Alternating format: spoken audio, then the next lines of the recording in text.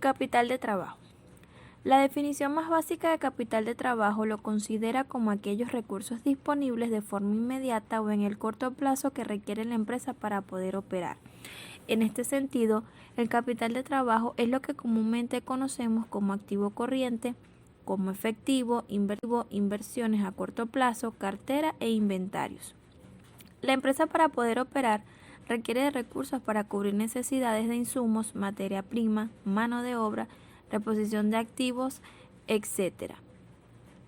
Estos recursos deben estar disponibles a corto plazo para cubrir las necesidades de la empresa a tiempo. El capital de trabajo es el dinero con que se cuenta para hacer funcionar el negocio en el día a día, lo que implica el dinero suficiente para comprar mercancías, pago de salarios, de servicios públicos, arrendamientos, etc. La fórmula para determinar el capital de trabajo es: capital de trabajo es igual a activos corrientes menos pasivos corrientes.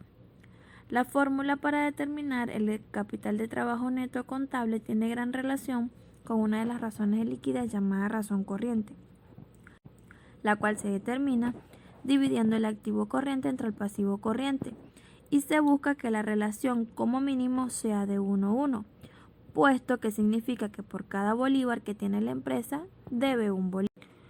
Una razón corriente de 1:1 significa que un capital de trabajo es igual a 0, lo que nos indica que la razón corriente siempre debe ser superior a 1. Claro está que si el indicador, si es igual a 1 o inferior a 1, no significa que la empresa no pueda operar. De hecho, hay muchas empresas que operan con un capital de trabajo de 0 e inclusive inferior. El hecho de tener un capital de trabajo 0 no significa que no tenga recursos, solo significa que sus pasivos corrientes son superiores a sus activos corrientes, y es posible que sus activos corrientes sean suficientes para operar.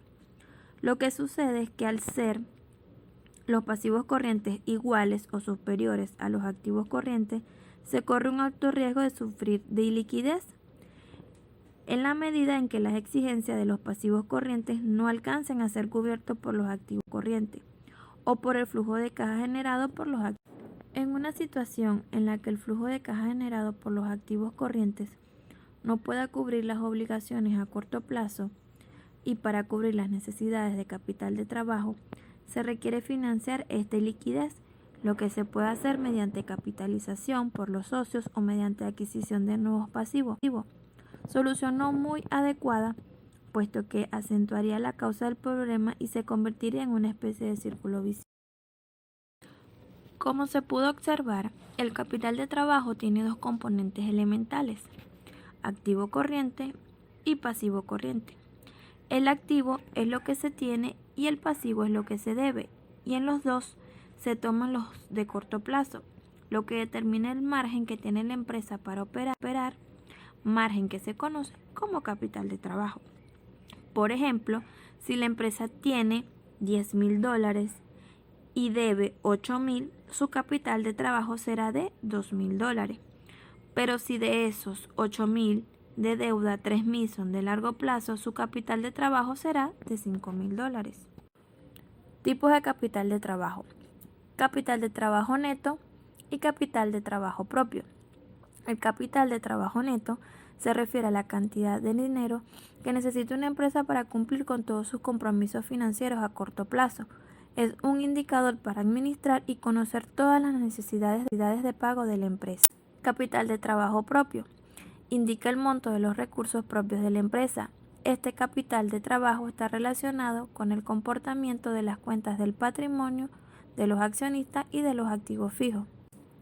La manera de calcularlo es: capital de trabajo propio es igual a activos corrientes menos pasivos corrientes menos pasivos a largo plazo.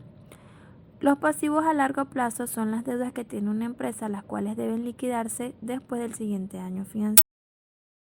Como bien ya lo mencionamos, el capital de trabajo neto es la diferencia entre los activos corrientes y pasivos corrientes. El capital de trabajo neto operativo comprende un concepto mucho más profundo que el concepto contable de capital de trabajo, y en este se considera única y exclusivamente los activos que directamente intervienen en la generación de recursos, menos las cuentas por pagar. En primer lugar, se supone que el efectivo en una empresa debe ser lo menos posible. Debe aproximarse a cero, ya que el efectivo no genera rentabilidad alguna. Tener grandes sumas disponibles es un error financiero.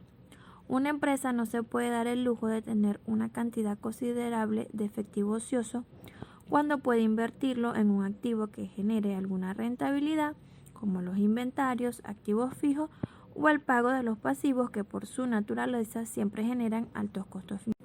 Básicamente, la empresa gira en torno a estos tres elementos. La empresa compra a crédito los inventarios. Eso genera cuentas por pagar. Luego esos inventarios los vende a crédito, lo cual genera la cartera. La administración eficaz y eficiente de estos elementos es lo que asegura un comportamiento seguro del capital de trabajo. La empresa debe tener políticas claras para cada uno de estos elementos. Respecto a los inventarios, estos deben ser solo los necesarios para asegurar una producción continua, pero no demasiados porque significaría inmovilizar una cantidad de recursos representados en inventarios almacenados a la espera de ser realizados. Respecto a la cartera, y entendiendo que esta representa buena parte de los recursos de la empresa en manos de clientes, debe tener políticas óptimas de gestión y cobro. Y en cuanto al plazo que se le da a los clientes, esto debe estar acorde con las necesidades financieras y los costos financieros que pueda tener la empresa por tener recursos sobre los cuales no puede disponer y que no están generando rentabilidad alguna, a no ser que se adopte una política de financiación que ofrezca un rendimiento superior al costo financiero que generarían esos mismos recursos. En cuanto a la política de cuentas por pagar, por su costo financiero debe ser muy sana, caso contrario que se debe dar en la cartera. En las cuentas por pagar, entre más largo plazo se consiga para pagar las obligaciones, mucho mejor. Igual con los costos financieros, entre menor sea la financiación, más positiva para las finanzas de la empresa.